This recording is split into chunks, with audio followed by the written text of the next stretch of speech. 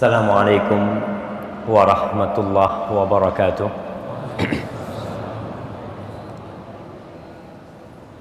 Alhamdulillah alladzi bini'matihi tatimmus shalihat. Segala puji bagi Allah Jalla Jalaluh yang karena nikmatnya kebaikan-kebaikan menjadi sempurna, yang karena rahmatnya niat-niat baik hamba dapat terlaksana. Semua kebaikan yang kita peroleh, semua cita-cita yang dapat kita raih, kita bisa sampai ke tempat ini, kita bisa meninggalkan kesibukan kita, meninggalkan tidur siang kita. Karena saya juga bingung ketika dikasih jadwal kajian habis sholat duhur. Saya ngomong habis sholat duhur tuh bukan waktunya orang tidur. Tapi ya mudah-mudahan, katanya udah biasa kajian habis duhur. Betul, udah biasa. Disesuaikan gitu kan, Masya Allah. Tapi kita bersyukur antum masih mau datang ke sini, masih mau dengerin ya. Dan saya bersyukur juga masih bisa duduk di tempat ini. Karena biasanya saya habis zuhur itu tidur istirahat. Tapi karena disolok kajiannya habis zuhur, ya alhamdulillah. Segala puji bagi Allah Jalla Jalaluh. Sekali lagi, tiada satupun kenikmatan yang dirasakan oleh hamba Allah Subhanahu wa taala tidak di masjid ini, tidak di bumi Allah Subhanahu wa taala atau di langitnya, melainkan itu adalah anugerah Sang Pencipta Jalla fi'ula. Semoga Allah membantu kita untuk selalu mensyukuri nikmat yang Allah berikan kepada kita. Kita bisa ruku, kita bisa sujud, kita bisa menyempurnakan ibadah Ramadan kita kemarin, kita bisa melaksanakan puasa sunnah di bulan Syawal ini. Itu karena kebaikan Allah kepada kita. Maka tiada yang pantas untuk dipuji kecuali Allah Jalla Jalaluh. Falhamdulillahi Rabbil Alamin. Allahumma salli wa sallim wa zid wa barik wa an'im ala abdika wa rasulika nabiyina Muhammad ibn Abdillah. Ya Allah, semoga salawatmu, semoga salammu, semoga berkah dan nikmatmu senantiasa kau curahkan untuk hamba kekasihmu, untuk baginda Nabi kita Muhammad sallallahu alaihi wasallam, untuk manusia terindah yang pernah Allah ciptakan di muka bumi ini, untuk manusia yang berjuang sampai titik darah penghabisannya demi sampainya Islam ke generasi yang selanjutnya. Maka semoga salawat Allah senantiasa tercurahkan untuk beliau. Kita nih yang udah ngaji, antum Masya Allah dari mana? Jambi, jauh-jauh antum, Masya Allah. Udah berapa kali salawat hari ini? Udah berapa kali salawat hari ini? 200? Mana hadiahnya? Katanya ada hadiah sih. Berapa kali? Nggak terhitung. Masya Allah, ada orang-orang yang memang nggak pakai hitungan. Anak tiap detik sholawat. Subhanallah. Antum berapa kira-kira? 200? Nggak dihitung juga. Masya Allah. Kayaknya yang di Padang yang di Solok ini memang nggak pada ngitung sholatnya Ustaznya. Masya Allah. Karena terlalu banyak jamaah. Kita ini yang ngaku umatnya Nabi Muhammad, yang ngaku. Salah satu bukti kalau kita umatnya Rasul SAW, kita itu banyak bersolawat buat beliau. Itu salah satu bukti. Kita yang mengaku sebagai ahlus sunnah wal jamaah, tuh bukti salah satu sebagai ahlus sunnah wal jamaah, banyak bersolawat buat Rasul SAW. Solawat itu bukan acara, bukan, tapi salah satu ibadah yang memang kita lakukan selalu. Allah Jalla Jalaluh berfirman, Innallaha, sesungguhnya Allah yang menciptakan langit 7 lapis. Langit itu indah. Sehingga coba bapak-bapak semua melihat ke langit-langit masjid. Coba lihat. Dibikin kayak langit beneran. Tapi nggak bisa. Kalau memang kepingin seperti langit, nggak pakai atap. Ya kan Ustaz? Nggak usah pakai atap gitu kan, udah kelihatan langit langsung. Nggak usah bikin kayak gini. Allah. Tapi karena indahnya langit Allah Subhanahu Wa Taala. Innallah, sesungguhnya Allah yang menciptakan langit 7 lapis. Allah Jalla Jalaluhu yang menciptakan surga dan neraka. Allah yang menciptakan ikan-ikan di lautan, yang mewarnai ikan-ikan tersebut, yang menciptakan burung-burung, yang menciptakan gunung emas di Papua, yang memberikan rezeki kepada seluruh umat manusia, kepada semut-semut di lubangnya. Innallah wa malaikatahu, dan malaikat-malaikatnya yang tidak pernah berbuat dosa dan nista, yang kerjaan mereka hanya bertasbih, bertahmid untuk Allah Jalla Jalaluhu. Yang kata Rasul sallallahu alaihi wasallam, "Attatis samaa wa huqqalaha an ta'id." Langit itu merintih, langit merintih dan pantas dia merintih. Ma min mawdi'i arba'i asabi' aw shibr, tidak ada satupun tempat di langit sana seluas 4 jari, seluas 1 jengkal, illa wa malakun wadi'un jabhatahu, kecuali ada malaikat yang sedang meletakkan keningnya di sana. Itu semua malaikat Allah yusalluna 'alan nabi. Mereka bersolawat buat Nabi. Nggak butuh Nabi sama solawat kita. Lah wong Allah sudah bersolawat, malaikat-malaikat bersolawat. Innallaha wa malaikatahu yusalluna 'alan nabi. Kemudian Allah ingin memberikan kehormatan buat kita. Allah ingin mengikut sertakan kita di dalam salawat-salawat yang diberikan kepada Rasul sallallahu alaihi wasallam. Lalu Allah mengatakan, ya ayyuhalladzina amanu, wahai orang-orang yang beriman, wahai orang-orang yang beriman. Kemarin itu kita habis Ramadan. Saya mau tanya, berapa kali Allah sebutkan di Al-Quran ya ayyuhalladzina amanu? Jamaah, ana kasih hadiah. Berapa kali Allah sebutkan di Al-Quran ya ayyuhalladzina amanu? Dipanggil nih kita nih, wahai orang-orang yang beriman. Berapa kali jemaah? Ada yang mau jawab di sana? Masya Allah, sebelah kiri sini.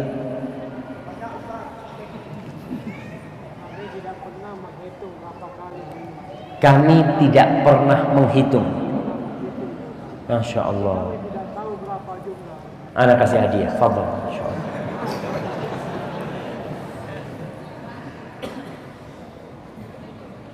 Jemaah, kenapa kita nggak mau menghitung? Padahal itu adalah panggilan Allah buat kita. Sebagian sudah hatam Al-Quran, sudah 10 kali hatam, sudah 30 kali hatam, mungkin di Ramadan ini pun dia hatam. Tapi terkadang kita baca Quran tuh lewat aja tuh, lewat. Padahal sekarang sudah Allah kasih kemudahan. Full pen berapa harganya? 1.000, 2.000 dapat tuh full pen. Tatkala kita benar-benar membaca Al-Quran, nih kitabullah, nih kalamullah, nih surat cinta Allah kepada hambanya. Al-Quran itu surat cinta Allah kepada hamba.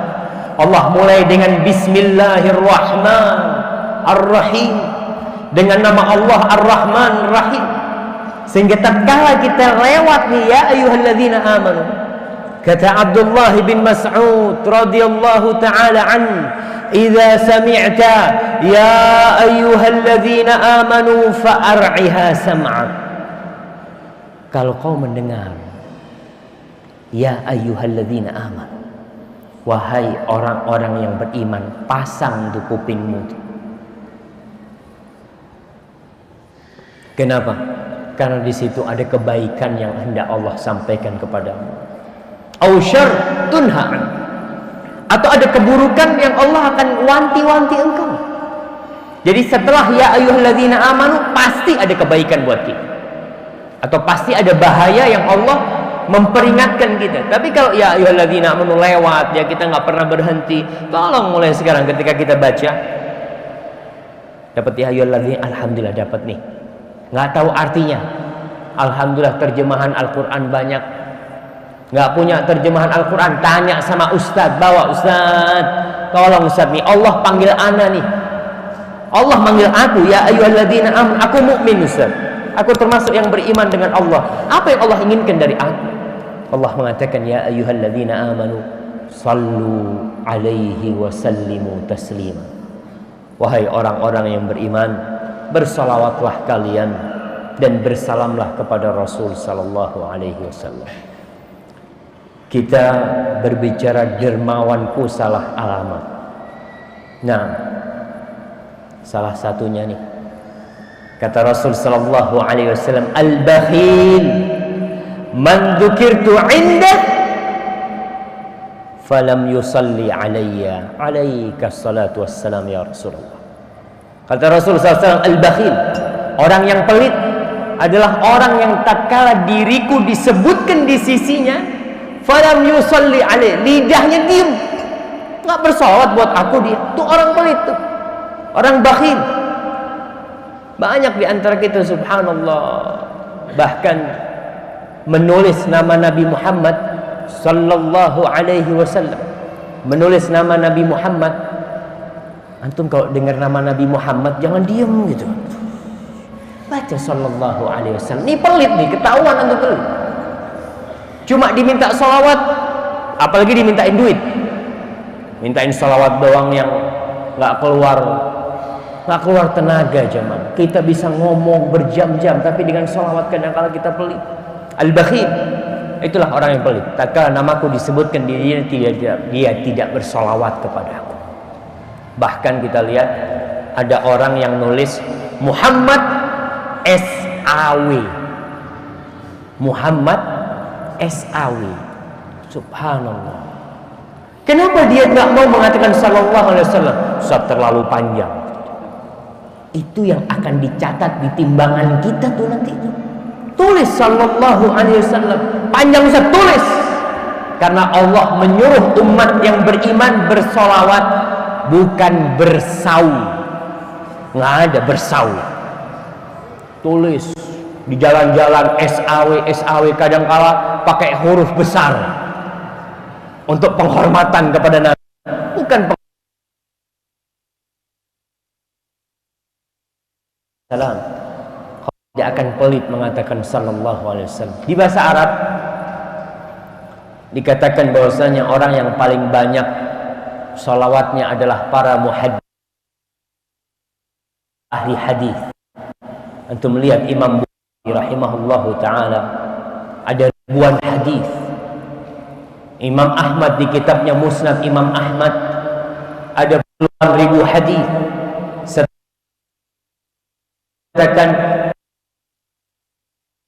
sallallahu alaihi wasallam, berarti di kitab itu kira-kira ada 27.000 kali salawat buat Rasul sallallahu alaihi wasallam.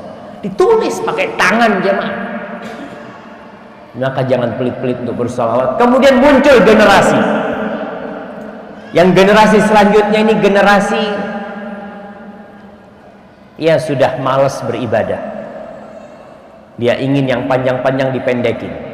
Entah siapa yang memulai menulis SAW, nggak tahu. Di bahasa Arab itu singkatan sallallahu alaihi wasallam itu dua. Yang pertama sol'am, sol'am, sallallahu alaihi wasallam maksudnya.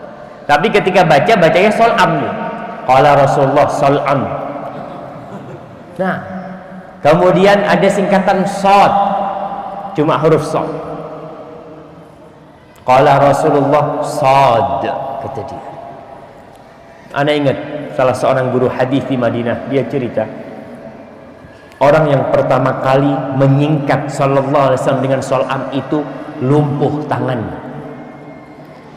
Karena Rasul sallallahu alaihi wasallam mengatakan man sanna fil islami sunnatan sayyi'atan fa alaihi wizruha wa wizru man amila biha min ba'dihi.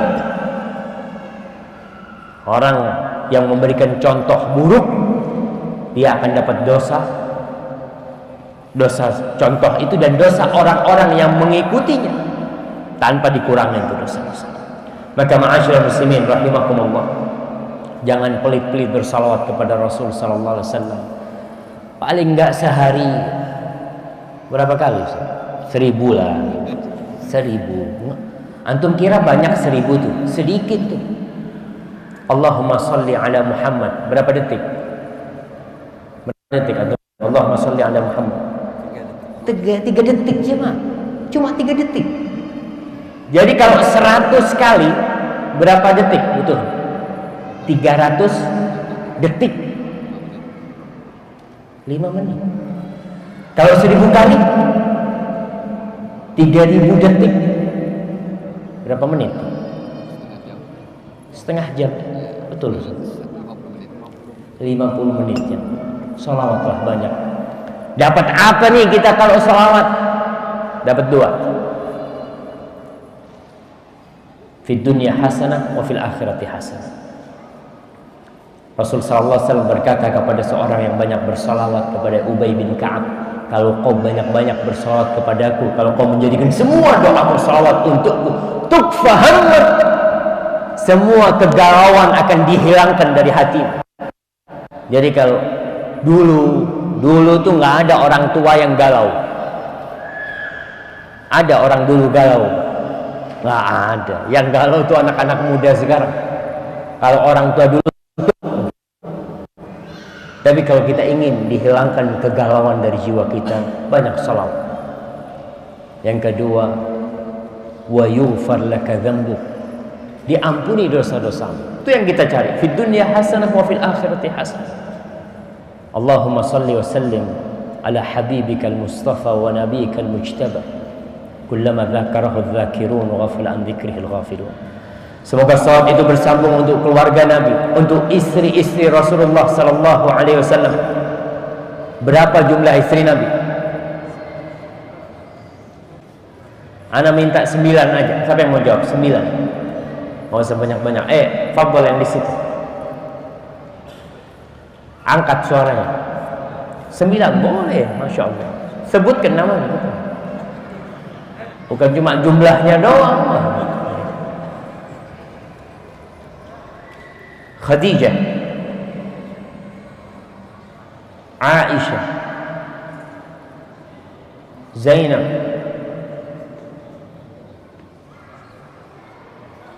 Hafsah, Masya Allah, tolah-toleh dari tadi, Masya Allah. Dapat jawaban dari banyak orang, nggak apa-apa. Fadhal. Hafsah, yang kelima. Masya Allah, udah nggak ada suara-suara lagi, Ustaz. Kita kasih hadiah loh, Ustaz. Masya Allah. Kirim ke belakang sana. Baik, siapa yang mau melengkapi? Sebelah sini. Nah, Ummu Habibah, Ummu Salamah, Safiyah. Udah. Masya Allah. Kirim ke belakang sana. Kayaknya ada. Masya Allah, Anda melihat ada judul majalah nih, keluarga bersolawat. Masya Allah. Allahumma salli wa sallim ala nabiyina Muhammad. Baik. Kenapa kita ini perlu kenal sama istri Nabi? Apa? Agar kita dapat mencontoh mereka. Agar istri-istri kita tuh seperti Aisyah, bisa seperti Khadijah, bisa seperti Zainab.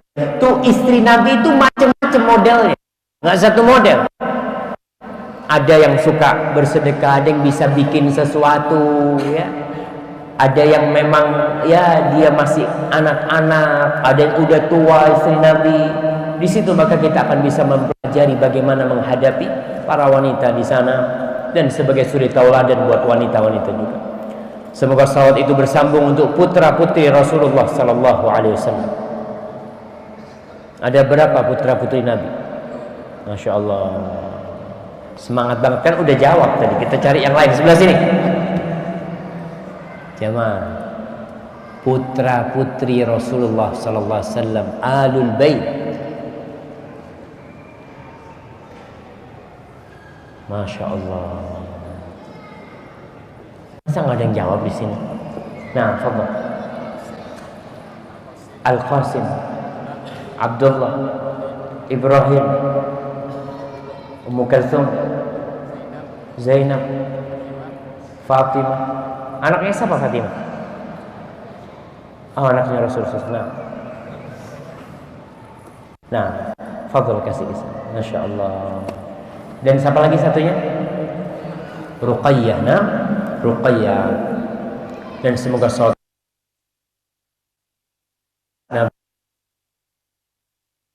dan perjuangan Rasul sallallahu alaihi wasallam setelah wafatnya Nabi alaihi salatu wassalam, datang Abu Bakar As-Siddiq melanjutkan pengibaran bendera la ilaha illallah. Kemudian dilanjutkan oleh Umar bin Khattab. Lalu tongkat estafet itu dilanjutkan oleh Utsman bin Affan dan oleh Ali bin Abi Thalib radhiyallahu taala anhum ajma'in. Masih ada sisa 6 sahabat Nabi yang dijamin masuk surga. Kita nih sekali lagi perlu mengingatkan anak kita, keluarga kita kepada suri tauladan yang seharusnya dicontoh. Kalau enggak akan muncul idola-idola baru. Sekarang kalau kita lihat TV-TV yang ada, selalu berusaha memunculkan idola-idola dalam segala hal. Ada acara dulu apa yang ratu sejagat ya? Ada ratu sejagat yang perempuan pemilihan ratulah sedunia. Miss Universe. Masya Allah. Ada yang hafal-hafal. Masya Allah. Ngapa enggak? Ini warna. Kemudian muncul Indonesia, Ratu Indonesia. Muncul lagi Ratu Jakarta. Muncul lagi Ratu di mana? Karena orang nggak punya idola. Oh, kalau mencontoh tuh orang kayak gitu. Na'udzubillah min dzalik. Kalau ini contoh orang-orang seperti itu. Padahal Rasulullah sallallahu alaihi wasallam bersabda, yuhsyarul mar'u ma'a man ahab. Orang akan dikumpulkan dengan siapa yang dia cintai. Kalau yang dicintai adalah artis-artis seperti itu, kira-kira di mana dia akan dikumpulkan kelak pada hari kiamat. Amma ba'd. Ma'asyiral muslimin rahimakumullah, saya sangat berbahagia sekali bisa sampai ke Solo, bisa berjumpa dengan antum. Kebahagiaan ana mungkin lebih besar daripada kebahagiaan antum. Semoga ya ana sudah bayar utang ke Solok ini. Udah selesai kayaknya Ustaz Solok. Alhamdulillah. Belum lunas. Oke, kita akan berbicara tentang fulus. Tentang uang kita bicara. Sebelum kita mulai, ada yang baru mudik di sini jamaah? Apa semua orang Solok asli di sini? Atau ada yang dari Jakarta mudik ke sini, dari Jawa? Jadi rata-rata orang Solok asli. Yang mudik juga ada, yang luar Solok juga ada, Bukit Tinggi ada, Padang apa sebagainya. Jadi yang mudik ada, yang luar Solok ada, yang orang Solok nggak ada. Oh gitu sih. Barakallah. Jadi kumpul lagi. Biasanya itu katanya kalau Lebaran nih orang-orang Minang yang di luar Jawa, yang di luar Sumatera Barat nih pada balik kampung. Biasanya bawa fulus banyak, bawa duit, bawa harta yang berlimpah ruah. Apa sih tujuan mengumpulkan harta itu? Untuk ditabung. Apa tujuan mengumpulkan harta? Anda kasih hadiah yang mau jawab. Mana yang mau jawab? Yang merantau, yang menjawab yang merantau. Apa tujuan mengumpulkan harta? Fadhal. Untuk sedekah. Masya Allah. Baru dengar kan ini? Ngomong kasih. Antum merantau. Jadi tujuan mencari duit untuk sedekah dong. Bukan untuk anak dan istri, bukan gitu. Hah? untuk makan juga. Tapi tujuan utamanya sedekah. Masya Allah jemaah. Alhamdulillah kan.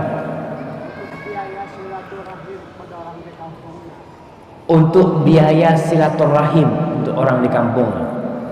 Kasih hadiah juga Ustaz. Enggak apa-apa. Fadhal. Benar tuh jemaah. Kalau kita lihat orang semua punya target masing-masing. Nah, semua punya cita-cita. Semua memiliki angan-angan. Dia kepingin bikin rumah. Dia kepingin nyekolahkan anaknya. Dia ingin memiliki villa. Terus dia kumpulkan harta itu. Nggak masalah. Orang mau mengumpulkan harta nggak masalah. Tapi harus diingat bahwasanya setiap rupiah yang kita kumpulkan ada hisapnya nanti di hari kiamat. Akan ada hisapnya. Tinggal kita bisa jawab enggak tuh. Ketika ditanya tuh 5.000 dapat dari mana itu? Karena dua pertanyaan buat orang yang berinfak. Min aina iktasabahu, buat orang yang punya harta nih. Wa fima anfaqahu. Dari mana kau dapat tuh dan kemana kau keluarkan? Dua pertanyaan harus kita siapkan. Kenapa orang miskin masuk surga lebih dahulu daripada orang kaya? Orang miskin tuh masuk surga 500 tahun sebelum orang kaya masuk surga. Jadi antum lebih enak jadi orang miskin apa jadi orang kaya aja? Ana mau tanya nih. Orang kaya masuk surga sama nih. Orang kaya masuk surga, orang miskin masuk surga. Tapi orang miskin masuk surga duluan. Mau milih jadi mana? Nggak mau jadi miskin, nggak usah kata dia. Jadi orang kaya yang duluan masuk surga, nggak ada hitung-hitungannya tetap tuh. Nabi kita alaihi salatu wassalam kaya apa miskin? Kaya iya, miskin iya. Kaya dari mana bang? Kalau waktu kaya dia kaya, waktu miskin dia miskin. Masya Allah. Waktu kaya kapan Nabi itu kaya?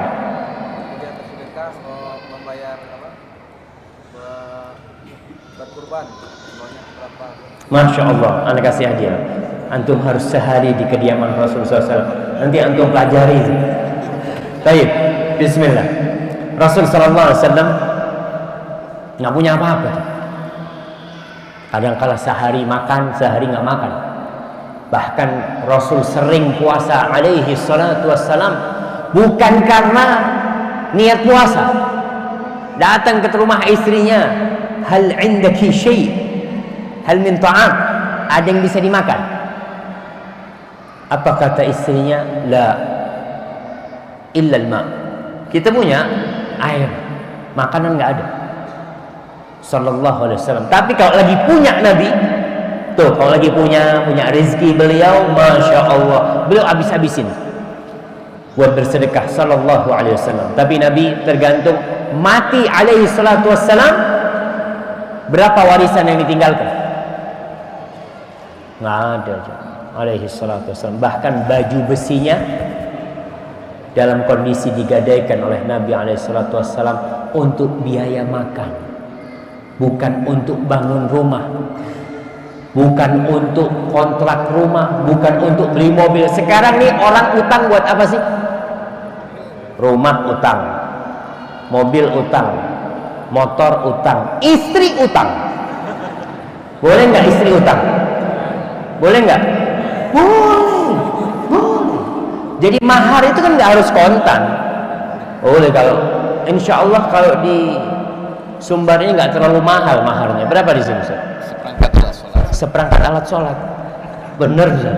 Itu kan cuma omongan doang Ustaz. Di belakangnya berapa yang dikirim Ustaz? Nggak kirim apa-apa. Masya Allah. Kayaknya ini bikin semangat ya Ustaz.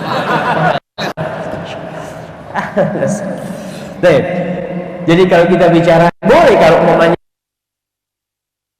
1 miliar terima. Nah, aku terima nikahnya tapi utang. Bayarnya nanti sampai mati, nggak apa-apa. Ada utang yang seperti itu. Rasul SAW orang yang nggak punya. Kembali kepada harta. Ada seorang sahabat, dia termasuk mukhadram. Dia hidup di masa jahiliyah cukup panjang. Dia datang kepada Rasulullah SAW ketika dia masuk Islam, dia hijrah ke Madinah. Namanya adalah Hakim bin Hizam bin Khuwailid. Hakim berkata, sa'altu Rasulullah SAW. Aku minta duit sama Nabi SAW. Fa'atani, maka Nabi ngasih. Thumma sa'altuhu, kemudian aku minta lagi. Fa'atani, dikasih lagi aku duit sama Rasulullah SAW. Thumma qala Rasulullah SAW. Nah, Hakim ini orang kaya, orang Masya Allah dia, orang mampu, tapi dia minta sama Rasulullah SAW, sama Nabi dikasih. Lalu beliau berkata kepada Hakim, memberikan nasihat tentang masalah harta ini. Beliau mengatakan, alaihi salatu wassalam, ya Hakimu, inna hadzal mala hulwun khadirun. Wahai Hakim, sesungguhnya harta ini hulwun, manis rasanya, khadirun, hijau warnanya. Orang tuh suka melihat yang hijau-hijau, yang hijau-hijau, senang. Dia suka dengan yang manis-manis. Maka Nabi mengatakan kepada Hakim, nih harta nih manis dan hijau. Faman akhadahu bisakhawati nafsin burika lahu fi. Barang siapa yang mengambil harta itu, mengambil harta itu yang dikasihkan dengan hati yang penuh dengan kedermawanan, dengan kebaikan yang hatinya, maka Allah akan kasih berkah di harta. Dia butuh uang, dikasih. Dia bersyukur dengan uang dia berikan, Allah akan kasih berkah. Wa man akhadahu bi israfi nafsin lam yubarak lahu fi. Barang siapa yang ngambil uang itu dengan ambisi. Ada orang yang dengan duit itu begitu cintanya, begitu berambisi untuk mendapatkan uang itu. Maka barang siapa yang mengambil dengan ambisi yang begitu tinggi dari dirinya, nggak akan diberkahin tuh. Duitnya banyak. Berapa banyak orang yang punya miliaran, malam lebaran di ruang ICU, duitnya jangan ditanya. Dia mungkin punya rumah sakit, dia mungkin punya perusahaan, tapi malam lebaran di mana berlebaran dia? Di ruang ICU.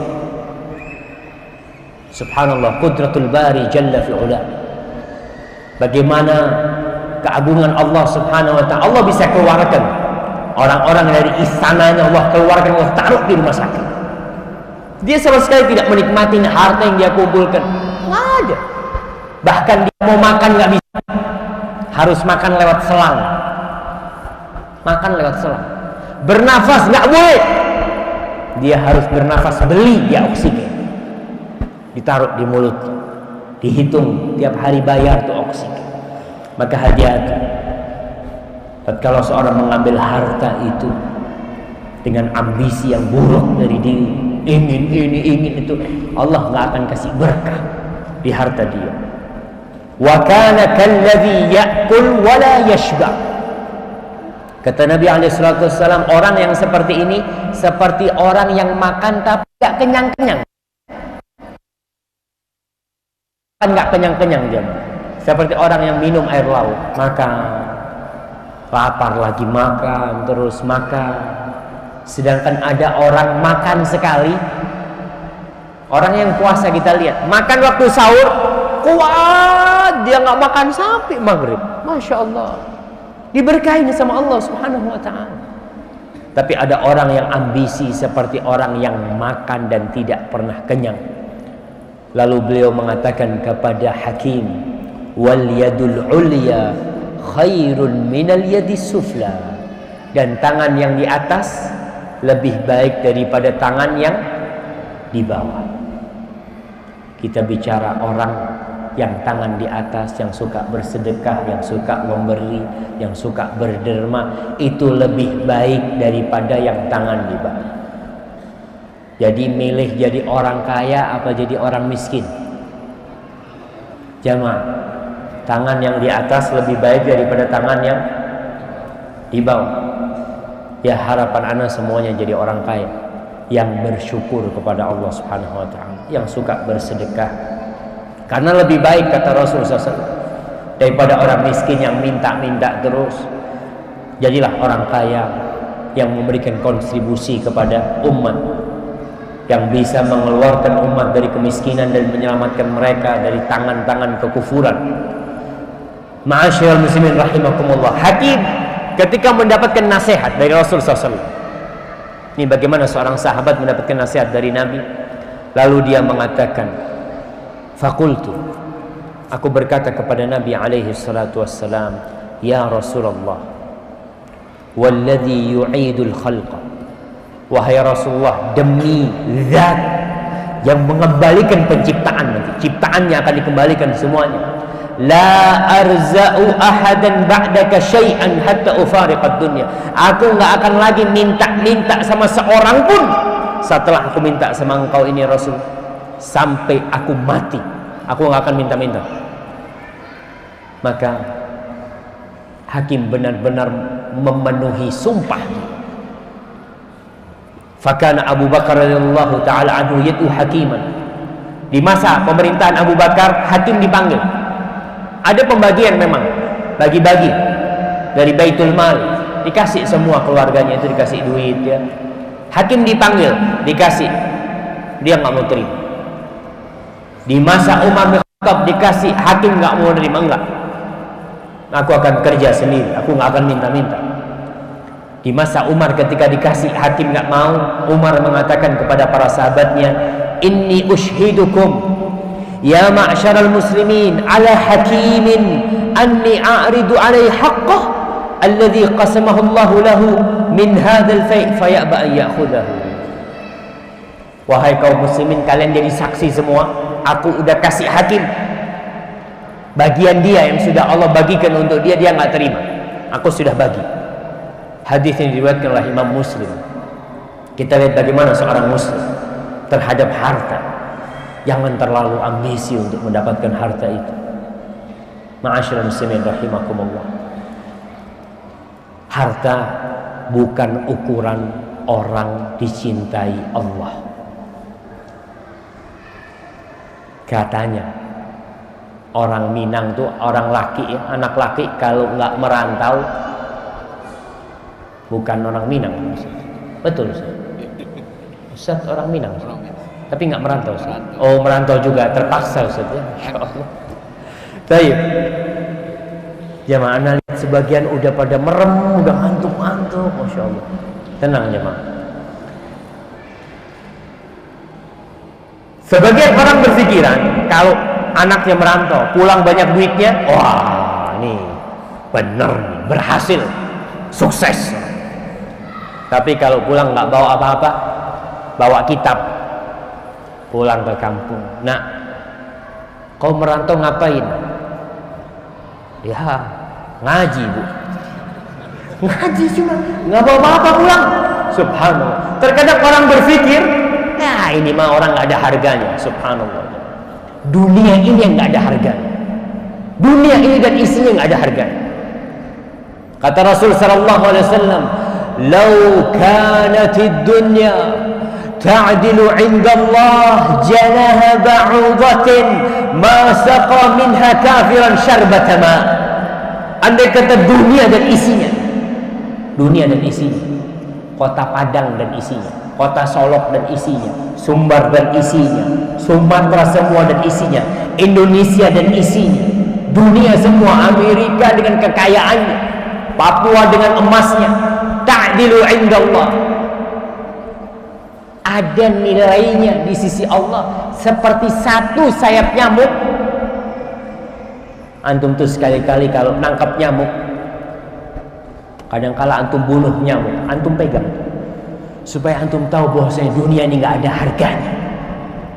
Antum ingat hadis Nabi tadi, andai kata dunia dan isinya ini ada nilainya seperti satu sayap nyamuk, masa minha kafiran syarbatan, orang kafir nggak akan dikasih minum satu teguk, nggak akan dikasih. Tapi buktinya orang-orang kafir kaya raya, punya gedung-gedung tinggi, perusahaan banyak, berhasil dalam dunia ini. Tapi memang dunia ini nggak ada artinya buat Allah, nggak ada nilai. Kalau ada seperti satu sayap nyamuk, nggak ada yang dikasih minum. Jadi kalau kita melihat orang, jangan melihat ke harta.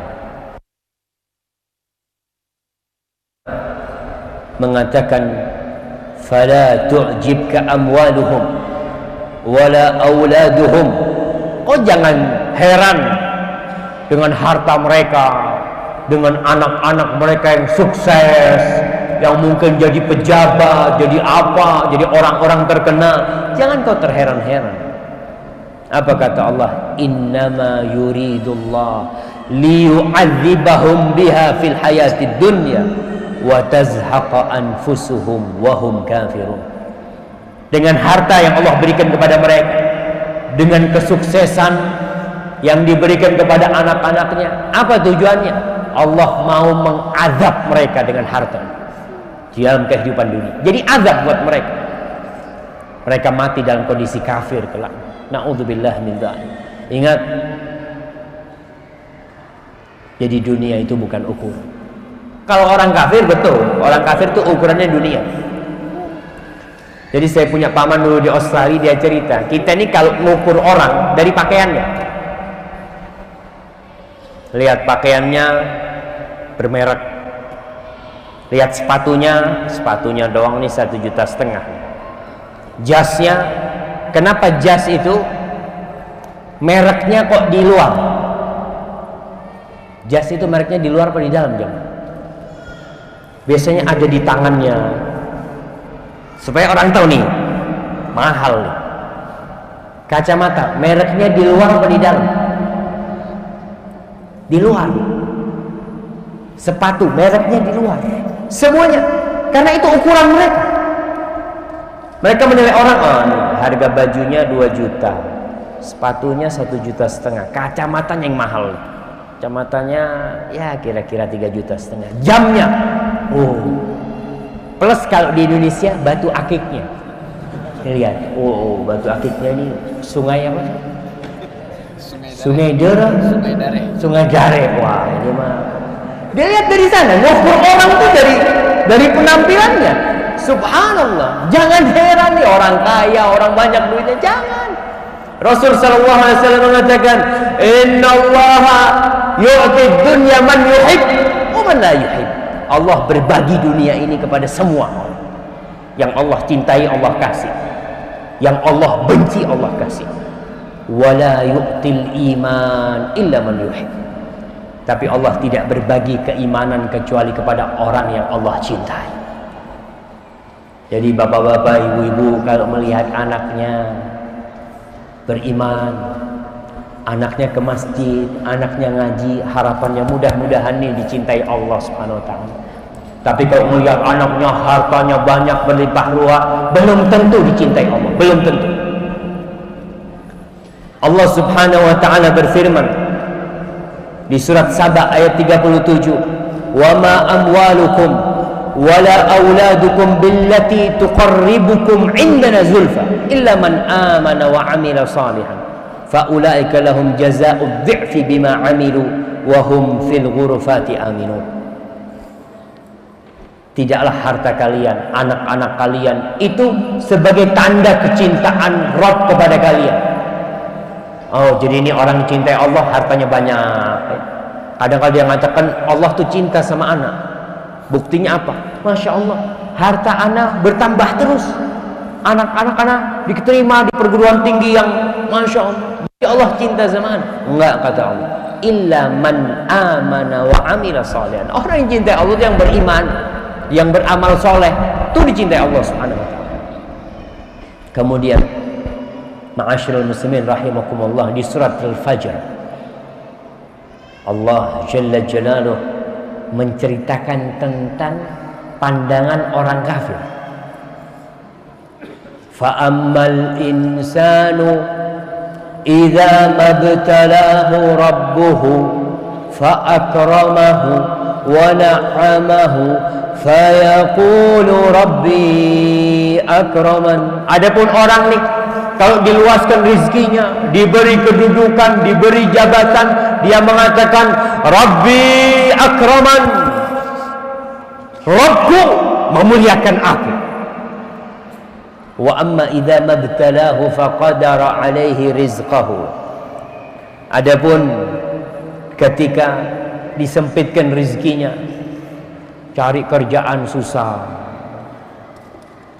kemudian buka usaha bangkrut, dia mengatakan Rabbi ahana, Allah menghinakan aku. Kalla bal la tukrimuna al-yatim wa la tahadduna ala ta'amil miskin wa ta'kuluna at-turatha aklan lamma wa tuhibbuna al-mala hubban jamma. Nah, bukan itu ukurannya. Ukuran orang dicintai Allah bukan itu. Bukan dengan harta, dengan kesuksesan dunia, bukan. Jadi ma'asyiral muslimin, kita harus tahu bahwa harta pada hakikatnya adalah fitnah, adalah ujian dari Allah Subhanahu wa taala buat kita yang memilikinya, buat kita yang tidak memilikinya. Kalau kita berbicara fitnah harta, bukan hanya buat orang kaya.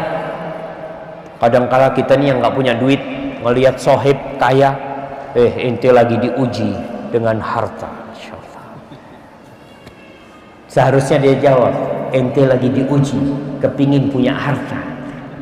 Siapa yang nggak kepingin punya harta?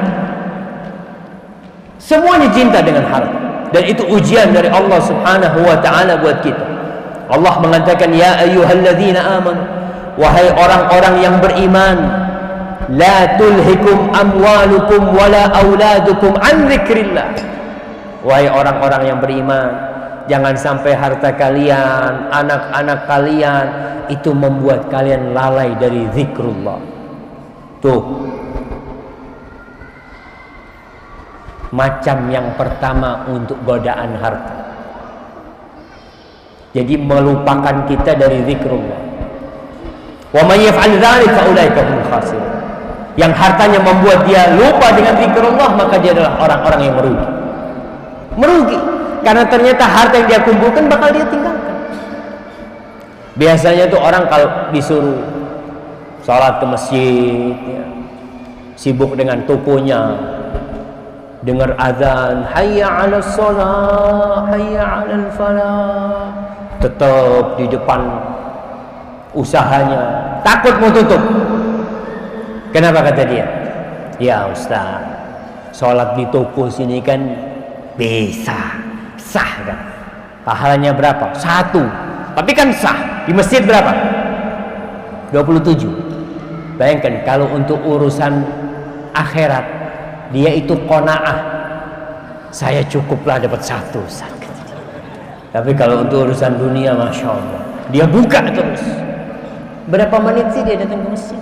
Maka ingat, jangan sampai harta kita ya membuat kita lalai dari zikrullah tabaraka wa ta'ala. Tapi kita bicara ada orang-orang soleh yang Masya Allah, dia banyak hartanya tapi tidak lupa dengan zikrullah. Yang kedua, ujian harta ini kita bicara sulit bersedekah, sulit berinfak, zakatnya sedikit banget. Jadi hitung-hitungan itu kalau urusan zakat dia hitungannya sangat detail. Ini fulan punya utang sama anak belum bayar, sudahlah anak ikhlaskan. Jadi zakat, karena dia tahu tuh fulan nggak bakal bayar, jadi zakat aja supaya dia nggak keluar zakat. Subhanallah, nanti kita nih akan bicara tentang model yang kedua. Kemudian yang ketiga, ada orang-orang yang terfitnah dengan dunia, nggak mikir halal haram, nggak mikir halal sama haram, yang penting dapat duit. Sampai ada sebuah istilah, yang haram aja susah, apalagi yang halal. Subhanallah, itu adalah falsafah iblis supaya orang ini tidak cari yang halal. Terus terang, yang halal itu lebih banyak daripada yang haram. Kita lihatlah pekerjaan-pekerjaan orang. Yang haram itu apa sih? Mencuri, merampok, menipu, sedikit. Yang sisanya halal. Tapi biasanya kullu mamnu'in marhub, semua yang dibenci itu, semua yang dilarang itu disukai. Semua yang dilarang disukai. Kenapa banyak orang melakukan riba? Karena nggak boleh riba, tapi nyaman buat dia. Sehingga ada sebuah restoran di pinggir jalan, temen cerita, ada restoran pinggir jalan, iklannya di pinggir jalan jamaah, satu tulisannya, jangan menoleh ke kiri. Jangan menoleh ke kiri. Antum noleh nggak ke kiri? Ketika lagi naik motor, jangan menoleh. Antum akan noleh ke kiri. Ada apa kok nggak boleh noleh? Karena semua yang dilarang orang. Kita lihat manusia sekarang. Riba. Ada riba di Indonesia jemaah. Anak kasih hadiah. Di mana? Bukan sama saya. Di mana? Ada tulisannya bank riba gitu. Ada. Wah, nggak jadi hadiah.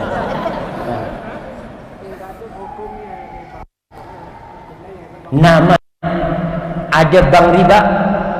Nggak ada. Yang ada bunga. Betul. Dan ini salah satu, sekali lagi, bisikan-bisikan iblis. Karena Allah mengatakan syayatinul insi wal jinni yuhi ba'duhum ila ba'din zukhrufal qawli ghurur. Setan, jin dan manusia itu saling membisikkan kata-kata yang menipu, kata-kata yang membuat orang lalai. Coba kita ke bank nih, transaksi. Kemudian bank mengatakan, "Mas, ini ribanya 5%. A'udzubillah, na'udzubillah. Nggak mau saya kalau riba. Ya, sudah mas. Mas kan nggak mau riba. Bunganya. Oh, nggak apa-apa kalau bunganya. Ya, saya terima. Itu termasuk bisikan syaitan.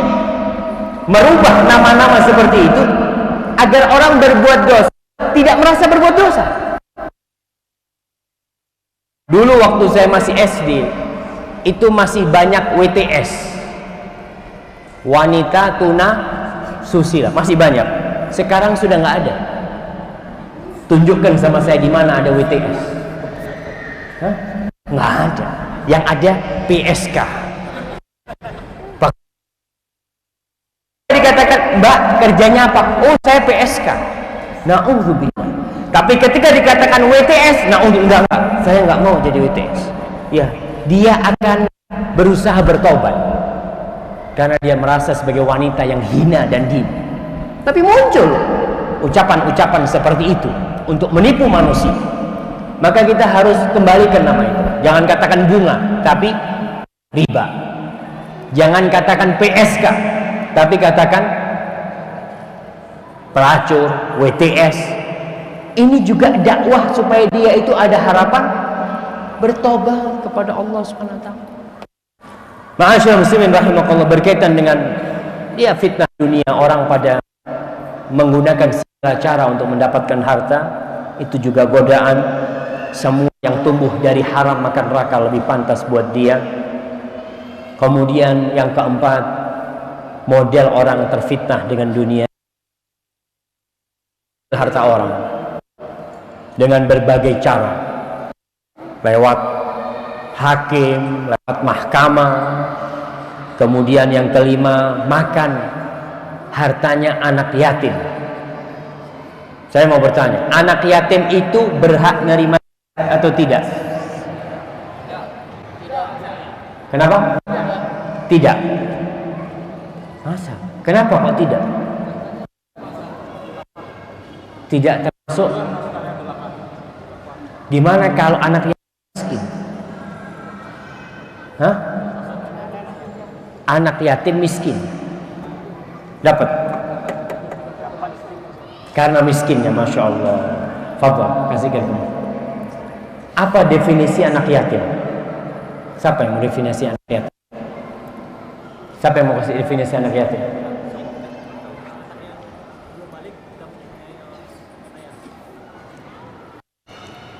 Anak yang belum balik, tidak mempunyai ayah.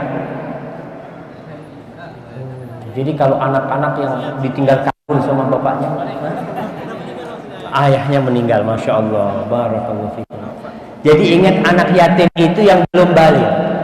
Kadang-kala ada orang umur 50 tahun, Ustaz saya yatim, bapak saya sudah meninggal. Ya, tapi nggak masuk yatim. Jadi yatim itu kalau belum balik. Makan hartanya anak yatim. Kadang-kala anak yatim itu kaya raya, bapaknya orang kaya, mati.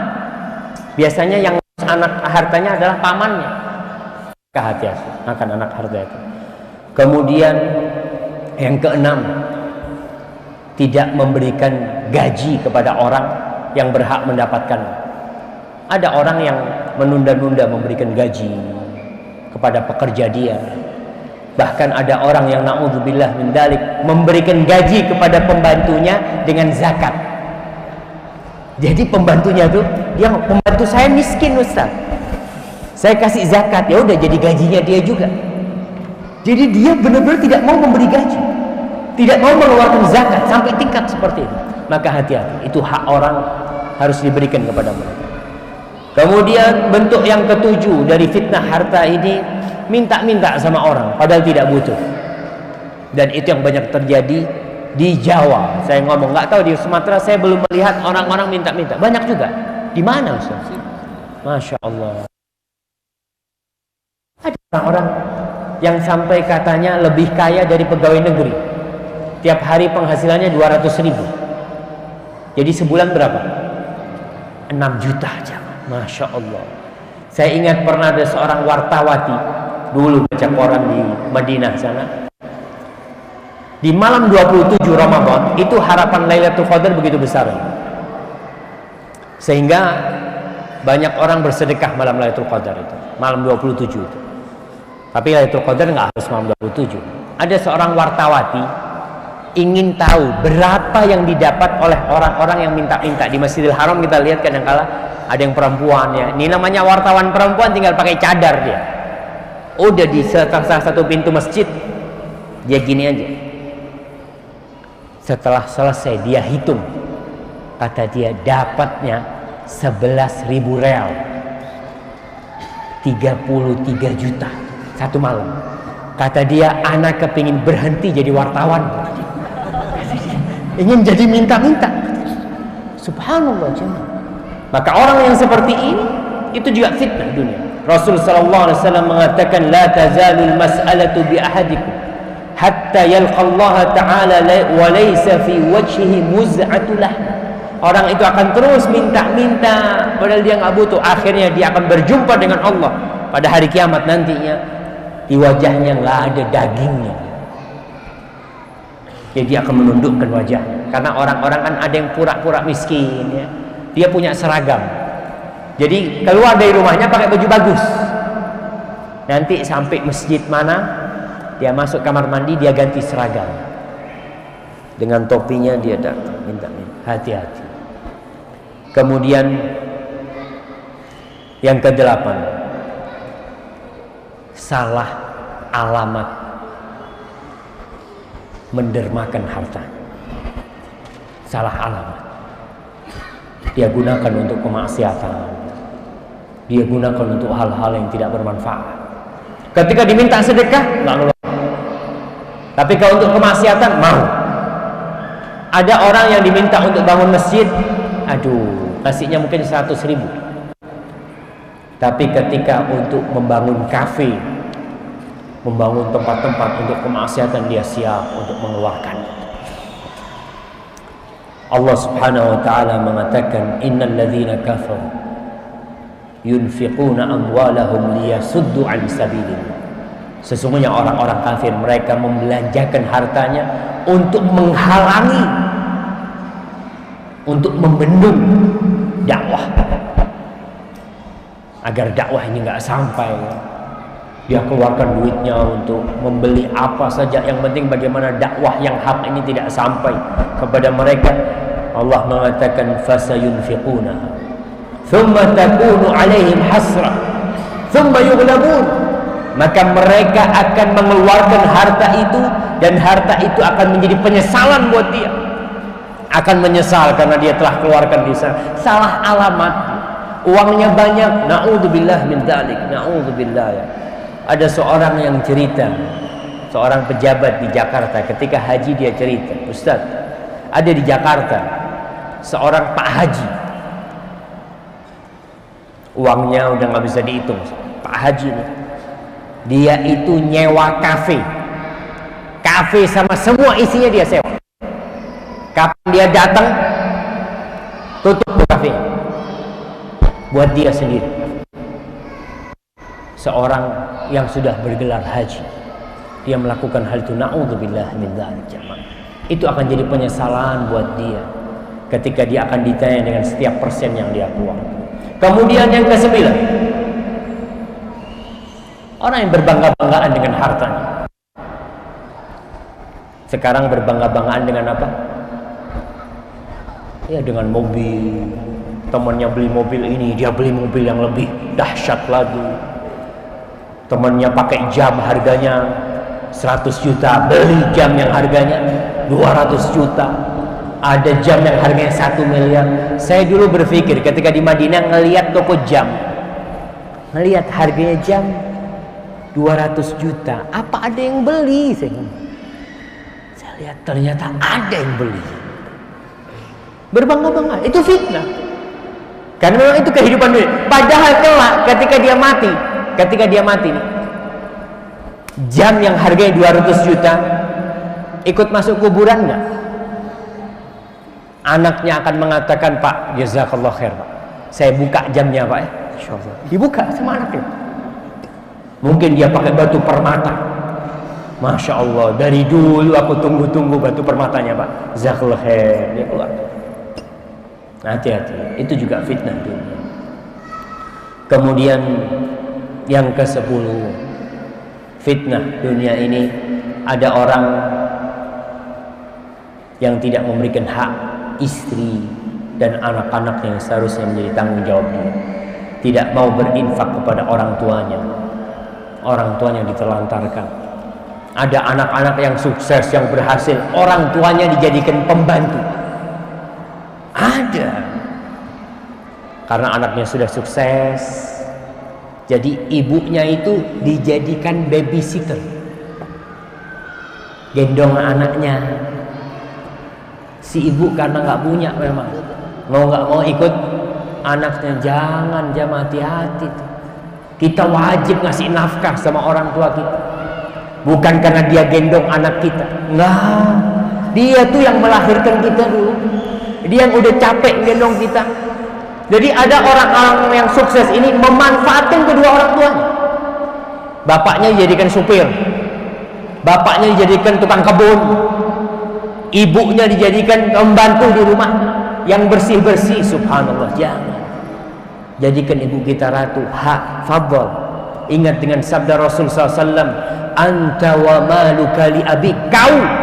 Kau nih, tubuhmu nih semua bersama hartamu yang kau kumpulkan itu milik orang tua, milik bapak. Jadi orang tua tuh mau ngambil harta anaknya, selama tidak membahayakan anaknya nggak apa. Anaknya punya mobil 3, 2 nggak dipakai, dia ambil 1, boleh dia. Selama dia ngambil dengan cara yang ma'ruf. Karena apa? Karena harta dan diri kita ini milik orang tua kita. Hati-hati. Jadi ada hak-hak. Apalagi ini orang-orang yang mungkin tinggalnya di Jakarta, orang tuanya tinggal di kampung ya. Kadang-kadang dia lupa dengan orang tuanya, ngasih sama orang tuanya cuma sekedarnya. Kadang-kadang orang tuanya masih harus cari sayur-sayuran sendiri karena yang dikirimkan oleh anaknya sangatlah minim. Subhanallah. Tuh pintu surga buat kita. Kata Rasul SAW, syaqiyun abdun adraka walidayhi au abawayhi au ahadahuma fil kibar falam yudkhilahul jannah. Celaka seorang hamba yang mendapati kedua orang tuanya masih hidup atau salah satu dalam kondisi sudah sepuh, sudah tua, tapi ternyata dia tidak bisa masuk surga lewat orang tuanya. Kalau lewat orang tua kita tidak bisa masuk surga, mau lewat pintu mana kita masuk surga? Kita berbuat baik sama orang tua itu paling tidak ada perasaan balas budi. Ada perasaan, loh ini orang tuaku yang nyekolahkan aku, yang ngasih susu aku, yang kalau aku sakit dia yang bawa aku ke dokter. paling nggak ada harapan untuk balas budi. Kalau sama orang tuanya nggak bisa, dia berbuat baik sama orang tua, sama siapa dia akan berbuat baik. Tapi terkadang ada orang yang bersedekah hanya untuk riya, hanya untuk dilihat orang. Ma'asyiral muslimin rahimakumullah, semua cinta dengan harta, semua cinta dengan duit, walaupun orang itu sudah berduit. Jadi jangan dipikir ya orang kalau sudah kaya raya, punya uang 1 triliun, ada tawaran keuntungan 5 juta nggak dia ambil. Tawaran keuntungan 1 juta dia ambil. Karena Allah mengatakan wa tuhibbunal mala hubban jam. Ketika manusia cinta dengan harta, diuji sama Allah untuk bersedekah, untuk zakat, untuk berinfak. Ketika sudah cinta, Nabi Ibrahim alaihissalam, kenapa ujian itu ketika sudah cinta? Karena akan tampak kebenaran seseorang dalam keimanannya. Rasul sallallahu alaihi wasallam mengatakan was-shadaqatu burhan. Sedekah itu adalah bukti. Bukti apa? Bukti keimanan seorang hamba, bukti ketakwaan seorang hamba, bukti keyakinan dia kepada Allah Subhanahu wa taala. Sedekah. Orang cinta sama harta tapi dia keluarkan. Dan itulah ujian yang sebenarnya. Kalau orang nggak suka sama harta, maka dia akan keluarkan duitnya. Itu kenapa dia sedekah? Anda nggak suka sama duit ini, maka Anda keluarkan. Tapi tidak. Manusia cinta dengan harta, di situ diuji oleh Allah Subhanahu wa taala bagaimana dia mengeluarkan hartanya di jalan Allah Subhanahu wa taala. Jangan salah. Karena kita akan ditanya, kemana kau keluarkan tuh duit? Tapi biasanya jemaah, ini biasanya uang haram keluarnya kemana? Ke haram. Uang panas keluarnya ke yang panas. Ada perampok bangun masjid, ada perampok buat modal usaha. Saya Ustaz ngerampok ini Ustaz, ya kepingin punya modal. Aduh, hampir nggak ada. Tanyain perampok-perampok yang ketangkap, duitnya kemana? Foya-foya. Merampok 1 miliar seminggu habis nih. Buat berzina, buat minum. Na'udzubillah. Itu yang terjadi. Biasanya kalau uang haram keluarnya, orang kalau dapat uang halal, insya Allah keluarnya ke yang halal. Walaupun tadi tetap ujian dari Allah, kita diminta untuk mengeluarkan uang kita, padahal kita sudah cinta dengan hati. Zuyyina linnas hubbus syahwat, dicintakan kepada manusia hubbus syahwat, syahwat kepada minan nisa wal banin wal qanatiril muqantara, kepada harta semua. Saya akan kasih contoh bagaimana Allah menguji hambanya dengan harta, dengan sesuatu yang dicintai. Nabi Ibrahim alaihissalam, Nabi Ibrahim itu bertahun-tahun gak punya anak, bertahun-tahun sampai tua renta. Akhirnya dikasih anak, namanya siapa? Ismail alaihissalam. Ketika punya anak yang ditunggu-tunggu puluhan tahun, datang anaknya, Nabi Ibrahim nggak boleh ngelihat anaknya. Anaknya disuruh ditaruh di mana? Di Mekah. Subhanallah. Suruh tinggal. Bagaimana dia, anak yang ditunggu-tunggu tahun-tahun disuruh tinggal? Ditinggal. Ketika anaknya sudah mulai masuk ke umur remaja, udah bisa bantu orang tuanya, Nabi Ibrahim diuji lagi. Dia mengatakan kepada Ismail, inni ara fil manami anni adbahu fanzur madza tara. Wahai Ismail, aku bermimpi aku nyembelih dirimu. Diuji sama Allah, suruh sembelih anaknya. Itulah burhan, itulah bukti keimanan seorang hamba kepada Allah.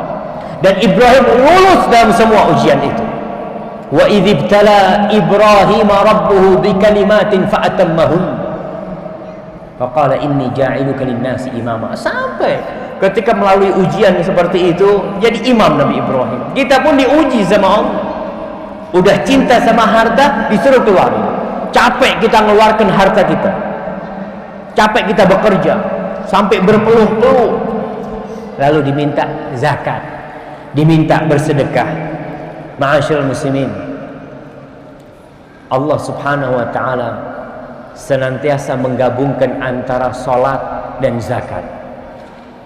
Wa ma umiru illa liya'budullaha mukhlishina lahuddin hunafa wa yuqimus salat wa yu'tuz zakat.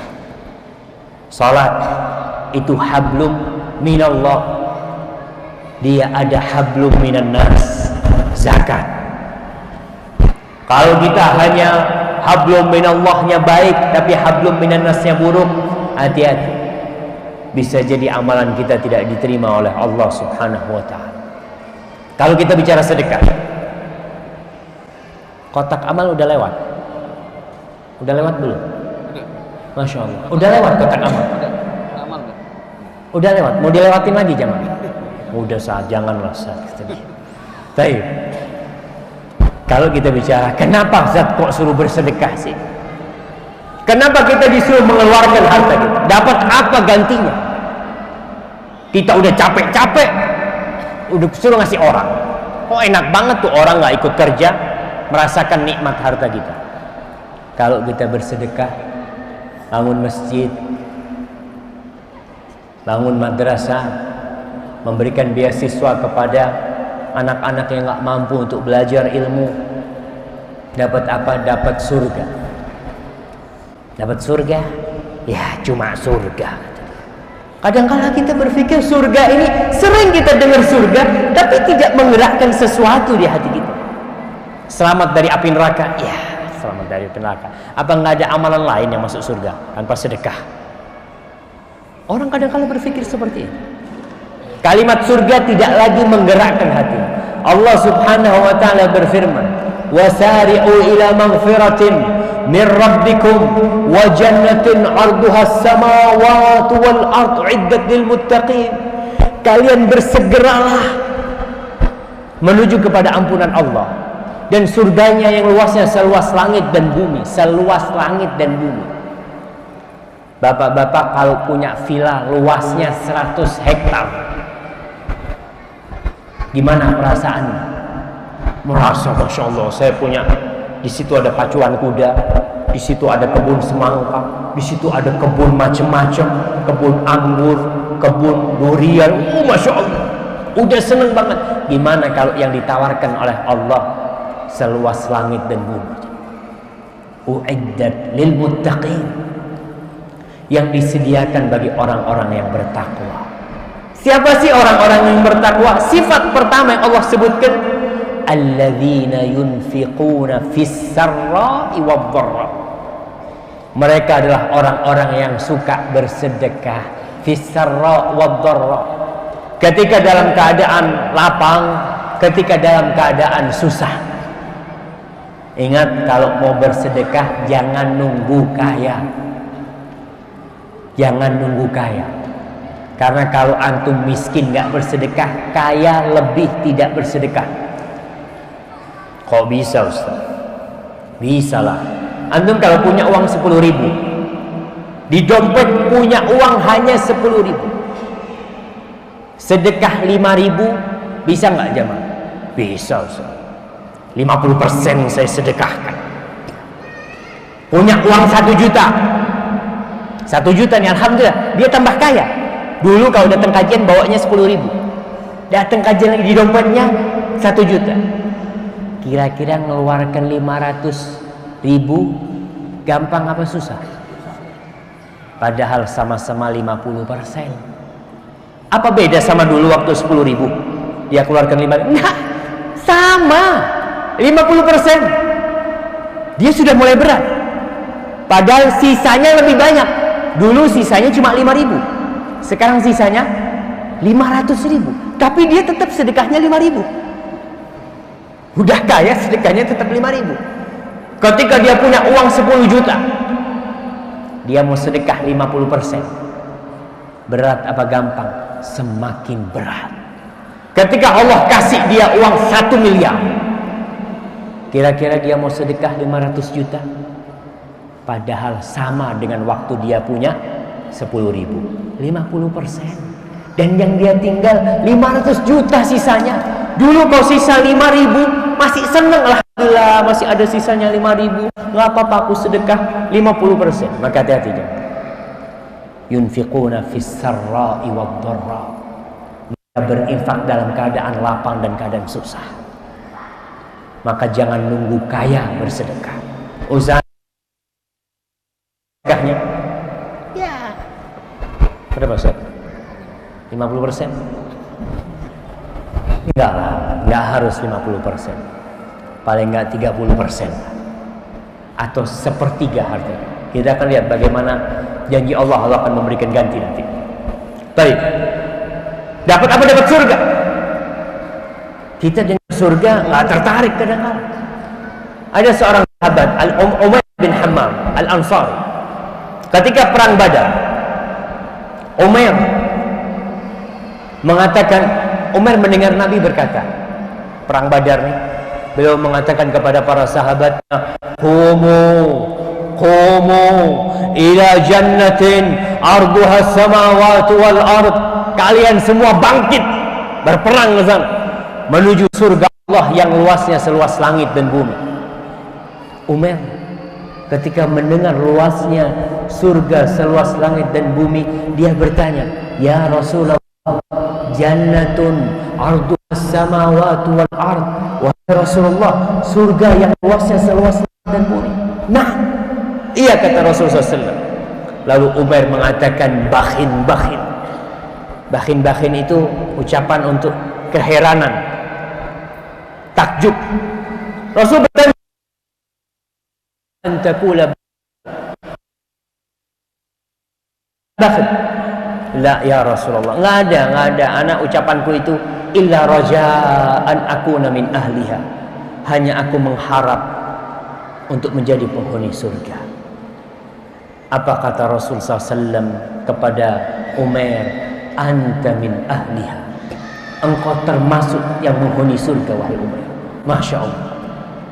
Umar ketika itu mengeluarkan beberapa butir kurma dari sarung pedangnya. Dia hendak makan. Lalu dia mengatakan, itu hatta akula hadhihi tamarat la hiya hayatun tawila. Kalau aku hidup sampai menyelesaikan makan kurma ini, maka itu kehidupan yang panjang. Kata Anas bin Malik yang meriwayatkan hadis ini, fa'alqat tamarat, maka kurma itu dia lemparkan dan dia maju ke medan perang hatta qutila radhiyallahu taala anhu, sampai dia meninggal radhiyallahu taala anhu. Jamaah, jannatun arduha samawati wal ard. Mau enggak sedekah dikasih surga? Pernah Al-Imam Nawawi menceritakan tentang sebuah hadis di Sahih Muslim. Rasul SAW mengantarkan jenazahnya Abu Dahdah. Abu Dahdah seorang sahabat dari kalangan Ansar, meninggal dunia, dimakamkan. Lalu Rasul SAW mengatakan, kam min izqin mudalla li Abi Dahdah fil jannah. Berapa banyak kurma-kurma yang bergelantungan milik Abu Dahdah di surga Allah Subhanahu wa taala. Ma'asyiral muslimin rahimakumullah. Ada apa dengan Abu Dahdah yang memiliki kebun kurma di surga Allah Subhanahu wa taala? Al-Imam Nawawi menceritakan bahwa pernah terjadi perseteruan di dalam hadis yang diriwayatkan oleh Imam Tabrani kalau nggak salah.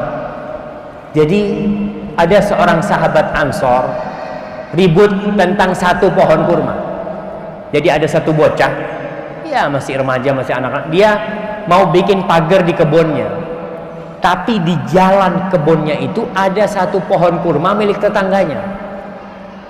Maka dia minta kepada tetangganya, udahlah, nih pohon kurmamu kasihkan ke aku, biar aku bikin pagar ini, ya masukkan pohon itu. Kata nih orang nggak mau. Enggak lah. Akhirnya tuh sahabat laporan kepada Rasul Sallallahu Alaihi Wasallam. Laporan kepada Nabi. Dipanggillah sahabat Ansar.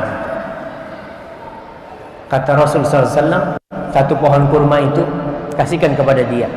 Laka nakhlatun fil jannah. Kau akan dapat ganti satu pohon kurma di surga. Satu pohon kurma di surga.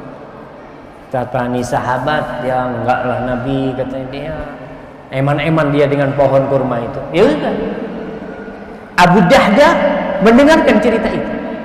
Lalu dia bertanya kepada Rasul SAW, ya Rasulullah, idza bi'tu hadhihi nakhla, hal li nakhlatun fil jannah? Wahai Rasulullah, kalau satu pohon kurma tadi itu aku beli, apakah tawaranmu tetap berlaku? Aku punya satu pohon kurma di surga. Nah, berangkat Abu Dahda menjumpai sahabat Ansor yang punya satu pohon kurma itu. Kau tahu nggak kebunnya Abu Dahda? Tahu, kata dia. Abu Dahda punya kebun kurma yang disebutkan isinya 400 sampai 600 pohon kurma. 400 sampai 600 pohon kurma. Mau nggak kau satu pohon kurma itu aku ganti dengan kebunku, kata dia. Ya mau lah, kata dia. Dengan satu di surga nggak mau. Dengan satu kebun pohon kurma mau. Ya udah, aku beli. Diganti. Akhirnya satu pohon kurma itu dimiliki oleh Abu Dahdah di surga Allah Subhanahu wa taala. Diceritakan oleh para ahlu sirah, ketika Abu Dahdah masuk ke kebunnya, di kebunnya itu ada istrinya sama anak-anak. Dipanggil sama Abu Dahdah dari luar, ya Ummu Dahdah, ya Ummu Dahdah, wahai Ummu Dahdah, keluar kau. Laqad bi'naha binakhlatin fil jannah. Kita sudah jual kebun ini dengan satu pohon kurma di surga Allah Subhanahu wa taala. Apa kata istrinya? Rabihal bai', Rabihal bai'. Abu Dahdah, untung kau Abu Dahdah. Jamaah, di surga itu khalidina fiha abada, selama-lamanya. Tapi kebun kurma yang dimiliki seorang di muka bumi ini, kebun sawit yang berhektar-hektar dimiliki oleh manusia di muka bumi, akan dia tinggalkan. Tapi sekali lagi, kadang-kala kita dengar surga ini nggak menggerakkan apa-apa di hati kita. Maka Allah Subhanahu wa taala menawarkan kepada kita utang piutang. Allah utang. Ente nggak mau kan? Kita kalau disuruh bersedekah kan kadang-kala mengeluarkan duit ini berat. Sudahlah, sistemnya bukan memberi, sistemnya mengutangi. Allah Subhanahu wa taala berfirman, innal musaddiqina wal musaddiqat wa aqradullaha qardan hasana yudha'af lahum wa lahum ajrun karim. Sesungguhnya orang-orang yang bersedekah dari kalangan lelaki dan yang bersedekah dari kalangan wanita dan mereka ngutangin Allah qard, jadi akadnya akad utang piutang, maka Allah akan melipat gandakan bagi dia. Ma'asyiral muslimin, di dalam ayat ini, di surat Al-Hadid ayat 18 dan banyak ayat-ayat lainnya, di surat Al-Baqarah ayat 245 Allah mengatakan, man dzalladzi yuqridullaha qardan hasan, barang siapa yang ngutangi Allah, meminjamkan uang kepada Allah, apa yang akan terjadi? Fayudha'ifahu lahu ad'afan katsira, Allah akan lipat gandakan berkali-kali, berlipat-lipat ganda. Jadi kalau kita malas bersedekah, ngutangin Allah. Jangan ketika bersedekah merasa berbuat baik kepada yang miskin, enggak. Jangan. Karena ketika kita bersedekah, kita ngutangin siapa? Ngutangin Allah Subhanahu wa taala. Allah yang kita utang. Jadi kalau ngutangin itu modalnya nggak hilang. Kalau kita sedekah kan habis. Tapi kalau ngutangin pasti balik. Contoh nih jamaah, kita masih nggak yakin kalau Allah menawarkan kepada kita hal itu. Allah janji akan melipat gandakan. Berapa? Sampai 700 kali lipat. Jadi kalau ada orang kaya raya, anggaplah satu orang paling kaya di Solok ini, berkata kepada anak, Ustaz Syafiq, ente punya duit? Punya, bawa. Anak nggak bawa duit nih, ente keluarin 1 juta tuh kasihkan masjid. Nanti anak ganti 100 juta. Anak keluarin nggak duit itu? Anak tahu nih, fulan nih nggak pernah bohong dan dia duitnya banyak, orang baik ini fulan. Anak keluarin nggak? Keluarin 1 juta, insya Allah. Betul ya, 100 juta, 100 juta. Kita akan keluarin karena kita yakin dia akan ganti. Tapi kenapa ketika Allah menawarkan kepada kita, kita nggak mau? Allah tawarkan 700 kali lipat. Kita masih ragu. Tapi kalau ada investasi ya, investasi naruh 1 juta tiap bulan dapat 1,5 juta, itu orang berlomba-lomba. Padahal investasi kita kepada Allah Subhanahu Wa Taala 1 dikali 700. Pernah ada seorang sahabat yang datang kepada Rasulullah SAW bawa 1 ekor onta, pakai pelana lengkap. Dia mengatakan, ya Rasulullah, hadhihi fi sabilillah. Rasulullah, ini 1 di jalan Allah. Apa kata Rasulullah SAW? Laka biha yaumal qiyamah 700 naqah kulluha makhtum. Engkau akan mendapatkan ganti pada hari kiamat 700 ekor onta, bukan 1. 700 ekor onta, semuanya pakai pelana lengkap. Jadi yang akan ada di timbangan dia, di mizan nanti, bukan 1 onta, tapi berapa? 700 ekor onta. Ya, orang kadang-kala masih, ya Ustaz, eman-eman Ustaz, kita mau investasi takut. Rasul sallallahu alaihi wasallam mengatakan, ma naqasat sadaqatun min mal. Sedekah itu tidak akan mengurangi harta. Tidak akan mengurangi harta. Nggak bakal. Kita umpamanya punya duit 1 juta, sedekah 100.000, duit kita tinggal berapa? Tinggal berapa jemaah? Tinggal 900.000. Itu kan nominalnya berkurang. Tapi kata Rasulullah, mana qasad, nggak akan berkurang. Bisa jadi itu yang jelas akan bertambah. Duit yang kita berikan yang tinggal 900, manfaatnya mungkin bisa seperti 10 juta. Barokahnya. Antum kalau punya mobil, kepingin berkah mobilnya, kepingin berkahnya, pinjamkan ke orang. Orang butuh, pinjam fadl. Subhanallah, titipkan sama Allah Jalla Jalaluhu. Mana qasad sadaqatun min mal. Percaya nggak kita sama Nabi? Yakin nggak? Nabi mengatakan nggak berkurang. Ya tadi, as-sadaqatu taqi masari as-su. Sedekah itu menyelamatkan kita dari mati yang buruk, dari tabrakan-tabrakan, ya. Subhanallah, kadangkala kita mobil mau ditabrak orang, selamat ya Allah. Subhanallah. Mudah-mudahan dengan kita bersedekah tuh barokah. Dengan kita bersedekah, harta tidak akan berkurang. Ma'asyiral muslimin rahimakumullah. Ustaz, sampai jam berapa, Ustaz? Jam 3:04 tanya dulu. Oke, siap.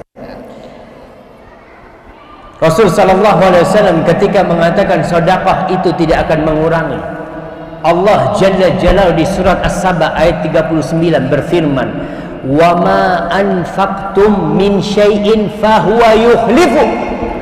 Apa saja yang kalian infakkan pasti dia ganti. Allah itu pasti menggantikan. Fahuwa yukhlifu wa huwa khairur raziqin. Dan Allah adalah sebaik-baiknya yang memberikan rezeki. Masa kita masih belum yakin? Allah janji akan mengganti.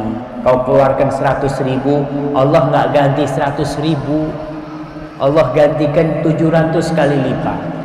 Paling enggak ya nggak akan berkurang harta yang kita berikan. Ma'asyiral muslimin rahimakumullah. Ingat dengan kisah yang diriwayatkan oleh Imam Muslim, Imam Bukhari Muslim, tentang seorang yang di padang pasir. Dia mendengarkan suara dari awan. Suara itu mengatakan, isqi hadiqata fulan, sirami kebunnya fulan. Nih, dia dengar, subhanallah. Tiba-tiba awan itu bergerak, kemudian menurunkan hujannya di sebuah lembah. Semua air hujan itu berkumpul di satu jalan air. Diikuti ini sama dia airnya ini. Di situ nggak ada kebun. Ketika hujan itu turun di lembah yang tidak ada kebun, maka dia ikutin airnya. Ini rahmatullah. Ada hujan kalau turun di kebun yang baru nanam, kadangkala rusak karena terkena ya jatuhnya air hujan itu. Ini jatuhnya di tempat lain, tapi airnya jalan, diikuti sama orang ini. Dia mengatakan, Rasul SAW menceritakan hal ini, fatatabba'al ma, dia mengikuti jalannya air itu. Fa idza rajulun qa'imun fi hadiqatihi yuhawwilul ma bimishatihi. Tahu-tahu diikutin air itu bermuara di kebun seseorang. Kebun dia saja. Dia lagi pegang kayak model cangkul ya. Airnya itu diarahkan, dijalankan ke kiri ke kanan. Faqala lahu ya Abdullah. Datangnya orang tanya, wahai Abdullah, masmu, itu siapa namanya? Engkau siapa namamu? Qala fulan. Namaku fulan. Namanya persis dengan nama yang disebutkan di awan. Awan, bayangkan. Allah menyiramkan khusus buat kebun dia. Kemudian faqalahu, baru sadar nih orang yang punya kebun itu sadar. Ya Abdullah, lima sa'altani ismi. Ente kenapa tanya nama ana? Tahu-tahu datang tanya nama ini. Ini ada apa-apa nih orang ini? Qala inni sami'tu sautan fis sahab alladhi hadha ma'uhu yaqulu isqi hadiqata fulan lismi. Dari awan yang mengatakan isqi hadiqata fulan, yang airnya nih sekarang sampai ke kebunmu nih ini. Lalu dia bertanya, famada tasna fiha, apa yang kau lakukan dengan kebunmu ini kok? Kok sampai Allah menyiramkan khusus buat kebunmu saja, yang lainnya tidak? Hanya kebunmu ini disuruh siram. Kata orang ini, ama idza qulta hadza, ya karena kau sudah ngomong ini, fa inni anzuru ila ma yakhruju minha. Aku dari hasil kebunku ini aku bagi tiga. Sepertiga aku makan bersama keluargaku, sepertiga aku kembalikan sebagai modal untuk kebun itu, dan sepertiga aku sedekahkan. Sepertiga aja. Padahal kalau dilihat zakatnya tanaman itu berapa? Kalau pakai air hujan 10%, tapi dia keluarkan 33%. Maka Allah kirim, tiap hari ada 2 malaikat yang turun. Tiap hari ada 2 malaikat yang turun. Yang satu mendoakan fiqan khalafan wa'ati, yang keduanya berkata Allah a'ti mumsikan talafan, ya Allah kasihlah orang yang pandai bersedekah itu ganti. Tiap hari jamaah ada yang mendoakan kita pandai bersedekah. Tapi yang pelit, Allahumma ati mumsikan talafan, berikan kepada orang yang nggak mau bersedekah itu kehancuran di hartanya. Mungkin hartanya banyak, tapi sekali lagi dia tidak bisa menikmati harta dia. Kemudian sedekah itu jamaah bisa menyembuhkan penyakit. Rasul sallallahu alaihi wasallam bersabda, dawu mardhakum bisadaqah, obatilah orang-orang yang sakit di antara kalian dengan sedekah. Daripada kita berikan ke dokter aja. Biasanya orang tuh awalnya ke dokter, ya dokter sana, dokter sini, udah angkat tangan dokter baru sedekah. Ya katanya dokter nunggu mukjizat dari Allah, hanya Allah yang bisa menyembuhkan. Ya sudahlah, ana mau sedekah. Nah, seharusnya dari awal sudah sedekah. Jangan nunggu terakhir duit udah dihabisin ke dokter, sambil kita ke dokter sambil sedekah. Terus sedekah. Dan dia harus yakin yang bisa menyembuhkan anak ini bukan dokter, ya Allah. Dia bertawassul, dia berperantara dengan sedekah yang dia berikan, insya Allah Allah Jalla Jalaluh akan memberikan kepada dia ya kesembuhan dari penyakit dia. Kemudian ma'asyiral muslimin, banyak-banyak sedekatus sir, banyak-banyak sedekah yang sembunyi-sembunyi. Soalnya kalau sedekah terang-terangan ya boleh, nggak apa-apa. Tapi kalau sedekah terang-terangan itu setan bisa godain kita. Ada pintu buat setan untuk godain kita. Allah Subhanahu wa taala di surat Al-Baqarah ayat 270-271 Allah mengatakan, in tubdus sadaqat fa ni'ma hi. Kalau kalian sedekah terang-terangan baik, itu kata Allah, baik. Di tidak riak itu. Tapi kata Allah, wa in tukhfuha wa tu'tuhal fuqara fahuwa khairul lakum. Tapi kalau kalian sembunyi-sembunyi bersedekah, kalian berikan kepada orang-orang yang membutuhkan sembunyi-sembunyi, itu lebih baik. Khairun lakum, enggak sama. Jadi sedekah terang-terangan sama sedekah sembunyi-sembunyi, lebih baik yang mana? Yang sembunyi-sembunyi. Itu khairun lakum wa yukaffiru ankum min sayyi'at. Allah akan hapuskan dosa kalian. Wallahu bima ta'maluna khabir. Allah itu maha mengetahui dengan amal perbuatan kita. Ya, tentang orang yang akan mendapatkan naungan dari Allah, salah satunya adalah wa rajulun tasaddaqa bi sadaqatin fa akhfaha. Seorang yang bersedekah kemudian dia sembunyikan, hatta la ta'lamu shimaluhu ma tunfiqu yamin. Tangan kirinya enggak tahu yang dinafkahkan oleh tangan kanan. Jadi bapak-bapak ketika mau bersedekah enggak perlu istrinya tahu. Ya udah, bismillah, kasih. Apalagi mau ngasih orang tua. Ingat, seorang suami itu enggak pernah putus jadi sama perempuan. Tapi kalau perempuan ada serah terima. Anak perempuan itu diserahkan sama mertua kepada kita. Zawwajtuka wa angkat nih, aku kasihkan kepada, amanatnya udah pindah. Tapi anak laki, ingat, ketika mau ngasih orang tuanya, nggak perlu istri tahu. Nggak perlu istri tahu. Kasihan juga istri kita. Kadang-kala ibu-ibu tuh kalau tahu suaminya ngasih mertuanya, bang, ibu lagi. Dia kadang-kala cemburu. Betul ibu-ibu. Mudah-mudahan salah omongan saya. Mudah-mudahan salah. Tapi kadang-kala perempuan tuh kalau suaminya suka ngasih ke orang tuanya, ada perasaan. Ana tahu dari mana saja, padahal Ana mau tanya, bener nggak ibu-ibu? Bener nggak? Dia manusiawi lah. Manusiawi ketika seorang suami mengasih kepada orang tuanya, ya, dia nggak dikasih. Anak kapan dikasih? Banyak suami itu belikan emas istrinya, belikan gelang istrinya, belikan kalung istrinya, ibunya nggak pernah dibelikan, nggak pernah dikasih. Dia mengatakan, ya ibu mana sudah tua Ustaz, tetap kasih belikan. Nih aku ngasih istri, aku ngasih ibu. Nggak perlu istri kita tahu. Sekali lagi, sembunyikan. Istri pun seperti itu. Istri ini biasanya demen sedekah, tapi pakai fulusnya suaminya. Jadi duitnya suaminya disedekahkan. Kalau duitnya dia nggak pernah disedekahin. Kalau duitnya suami harus izin suami. Tapi kalau milik istri ya fadol, nggak perlu suami tahu.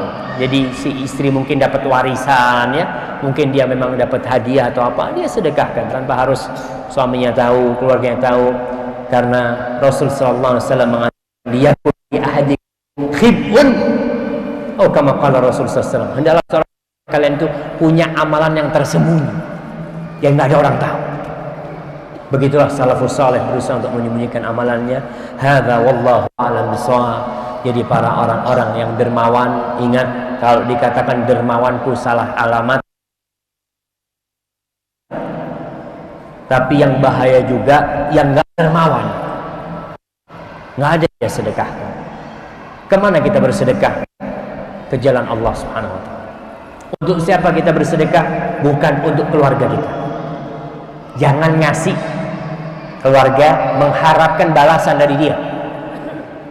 Kalau kita ngasih keluarga kita, bantuin dia dengan harapan dia mengucapkan terima kasih, yang ada sakit hati. Fulan ini Ustaz, ana bantu tapi nggak pernah datang ke rumah, nggak pernah telepon ana. Ya pura-pura cuek, nggak tahu. Itu kalau kita berbuat karena dia, sakit hati. Tapi berbuatlah karena Allah Subhanahu wa ta'ala. Ente mau terima kasih, ente mau ngomong syukran, mau ngomong jazakallah khairan, ma nuridu minkum jazaan wala syukur. Aku nggak butuh dengan ucapan terima kasih engkau, nggak butuh balasan dari engkau. Aku hanya membutuhkan agar Allah menyelamatkan aku dari api neraka. Hadza wallahu a'lam bishawab. Itu yang bisa kita kaji pada kesempatan kali ini. Apabila benar itu dari Allah Subhanahu wa ta'ala, apabila ada yang salah itu dari diri sendiri, Allah dan Rasulnya terbebaskan dari kesalahan itu. Fadhal Ustaz. Apakah janji iming-iming Allah kepada orang yang berinfak di jalan Allah ketika di dunia? Karena seringkali pahala dan sorga yang bersifat abstrak tidak kurang menggerakkan orang untuk berinfak karena tidak langsung nyata hasilnya. Subhanallah. Nah, makanya Allah kasih ganti di dunia dan di akhirat. Wa ma anfaqtum min syai'in fahuwa yukhlifu. Apa saja yang kalian infakkan Allah kasih ganti. Allah kasih ganti di dunia dan di akhirat. Mana qasad sadaqatun min mal. Kita kepingin yang nyata. Obatin orang yang sakit dengan sedekah. Sedekah itu menghilangkan dari bala dan musibah di dunia. Tapi jangan cuma cari di dunia. Allahu Akbar. Karena dia terlalu cinta dengan dunia ini, lupa dengan akhirat. Maka Allah kasih janji di dunia dan di akhirat Allah kasih ganti. Barakallahu fikum. Siapakah yang bertanggung jawab memberi nafkah biaya hidup anak tiri? Apakah tetap kewajiban bapak kandungnya atau berpindah kepada bapak tirinya? Terima kasih. Ingat, yang wajib memberikan nafkah siapa? Bapak kandungnya. Nasabnya tuh tetap sama bapaknya. Saya melihat kadangkala jadi janda, ibu-ibu ini jadi janda susah. Apalagi janda beranak. Karena yang ngasih makan anaknya siapa? Ibunya. Padahal kewajiban memberi nafkah kepada anak-anaknya full itu kewajiban bapaknya. Kalau bapaknya nggak mampu, kewajiban siapa? Paman-pamannya, kerabat dia. Bukan kewajiban ibunya tadi itu. Sebagian orang memang nggak ngerti, apalagi ketika terjadi perceraian atau gimana. Barakallahu fikum.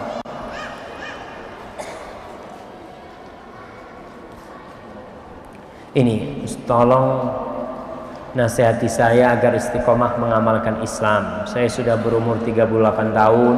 Saya sering mendengarkan pengajian atau ceramah tentang Islam, namun saya masih sering melalaikan sholat, baik disengaja maupun karena kesibukan mencari harta dunia. Sudah tahu manfaat infak jalan Allah, namun tetap berat untuk berinfak di jalan Allah. Subhanallah. Jadi mukmin ketika dia beribadah kepada Allah, beribadahnya itu didasarkan karena cinta kepada Allah. Allah mengatakan la ikraha fid din. Nggak ada paksaan dalam beragama. Nggak enak kalau dipaksa. Kita ini dikasih makanan enak, tapi dipaksa makannya. Makan. Jadi nggak enak. Kita bekerja di sebuah perusahaan karena terpaksa, nggak nyaman. Maka tadi ada orang-orang yang lalai sholat karena merasa terpaksa dia jadi orang Islam. Terpaksa dia sholat. Jangan. Jadikan kita butuh dengan sholat itu. Kita bisa bayangkan, kita kerja sama orang jadi dari jam 8 pagi sampai jam 4 sore. Dapat gaji tiap bulan 3 juta. Bayangkan Allah memberikan kepada kita mata. Allah memberikan kepada kita jantung yang berdetak. Allah memberikan pendengaran kepada kita. Memberikan tangan yang bisa bergerak, kaki yang bisa berjalan. Itu kita nggak hitung tuh nikmat Allah. Maka bayangkan, ini Allah ngasih. Gimana kalau Allah ambil, aku naik motor, tabrakan kakiku patah, berapa yang akan kita keluarkan? Maka ingatlah bahwasanya pemberian Allah itu harus kita syukuri ya, dengan kita banyak beribadah. Terus bagaimana caranya istiqomah? Jaga teman, jaga pergaulan, banyak-banyak berzikir kepada Allah Subhanahu wa taala. Insyaallah Allah akan jaga dia. Wallahu a'lam.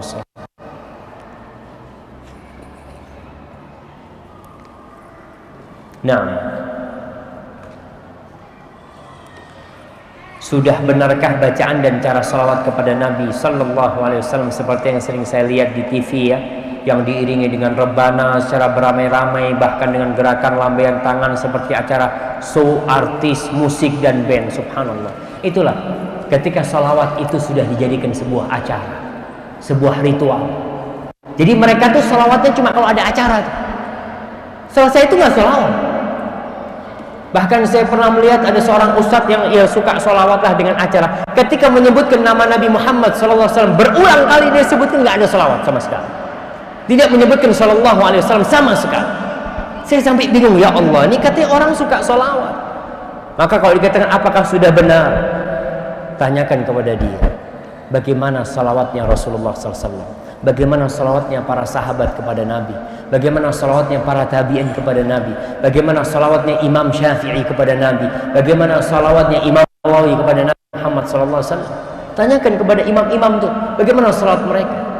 Karena akhirnya salawat ini jadi hiburan, jadi acara buat hiburan. Tidak, itu ibadah yang penuh dengan kekhusyuan gitu, penuh kecintaan kepada Rasul SAW.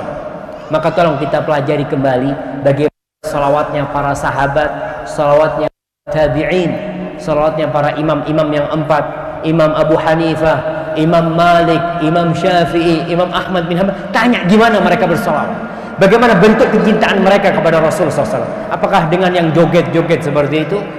Itulah yang kita diperintahkan untuk menuntut ilmu supaya tidak salah ya. Kita bersalawat kepada Rasul SAW. Benarkah semua umat Nabi Muhammad SAW masuk surga? Nah, Rasul SAW mengatakan, kullu ummati yadkhulul jannah illa man aba. Semua umatku masuk surga, semuanya, kecuali yang enggan masuk surga. Masya Allah.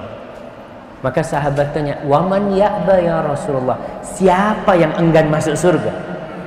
Beliau mengatakan alaihi salatu wassalam, man ata'ani dakhalal jannah wa man asani faqad aba. Barang siapa yang taat kepada aku, dia masuk surga, dan barang siapa yang durhaka kepada aku, maka dia enggan masuk surga. Jadi semua umat Nabi masuk surga kecuali yang nggak mau masuk surga. Siapa yang nggak mau masuk surga? Yang durhaka sama Nabi, yang nggak mau taat sama Rasul SAW. Ustaz, apakah ada sedekah atau infak yang berlebihan? Ada jamaah. Infak yang berlebihan itu ketika dia berinfak, dia habiskan hartanya, kemudian dia biarkan anaknya kelaparan, istrinya kelaparan. Ya nggak apa-apa kan, anak kasih masjid. Yang paling wajib kita berikan siapa? Keluarga kita, istri kita, anak-anak kita. Maka berlebihan keluar ke dalam nggak dikasih, maka itu termasuk yang berlebihan. Di sana Allah Subhanahu wa taala berfirman, wala taj'al yadaka maghlulatan ila 'unuqika wala tabsutha kullal bast fataq'uda maluman mahsura. Kata Allah Subhanahu wa taala, jangan kau letakkan tanganmu terbelenggu di belakang lehermu, nggak mau bersedekah, dan jangan kau dilepas semuanya kemudian engkau duduk menyesal karena istrinya minta makan, anaknya minta makan, dia nggak bisa memberikan kepada mereka. Tetap kita bersedekah itu ada pos-posnya ya. Yang kita berikan kepada istri kita pun akan dapat pahala, yang kita berikan kepada kita pun kalau kita mengharapkan ridha Allah akan mendapatkan pahala. Wallahu a'lam bishawab. Ini berapa standar penghasilan dia wajib berzakat? Jadi nisabnya zakat itu 85 gram emas murni. Jadi kalau setahun kita punya uang tabungan zakatnya.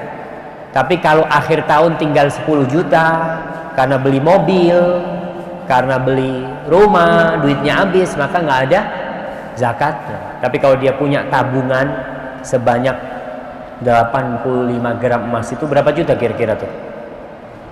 Harga emas lantakan berapa sekarang? 500-an kira-kira kan? Kalau di sini hitungnya satu emas itu 2,5 gram. Satu emas 2,5 gram.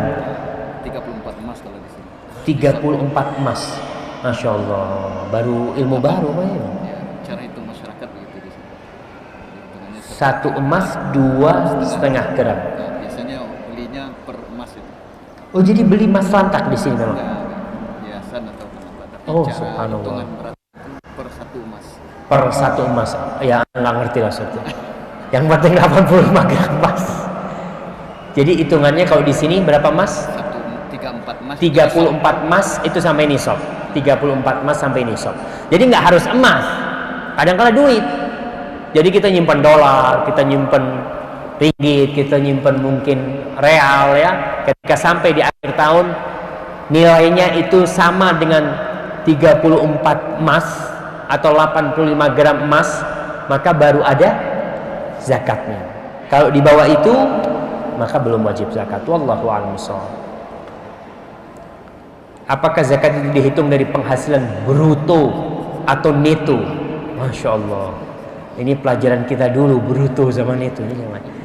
Jadi tadi sebenarnya bukan dari penghasilan, dari yang di sisanya berapa yang kita miliki. Tapi kalau perdagangan ya dihitung.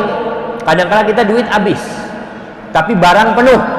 Ya udah dihitung tuh nilainya barang yang kita miliki berapa. Kalau sampai 85 gram emas baru akan dizakatkan. Uzah. Baik, barakallahu fikum. Itu yang bisa Anda sampaikan. Mungkin kalau ada pertanyaan-pertanyaan yang belum dijawab, mungkin karena ustadznya nggak bisa jawab. Memang apabila yang saya sampaikan benar itu dari Allah Subhanahu wa taala, kalau ada yang salah itu dari ana sendiri. Allah dan Rasul terbebaskan dari kesalahan itu.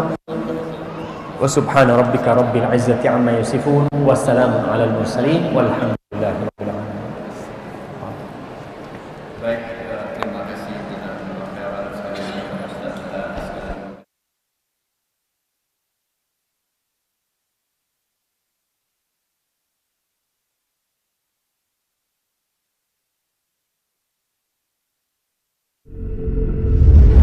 Surau TV, inspirasi keluarga Islami.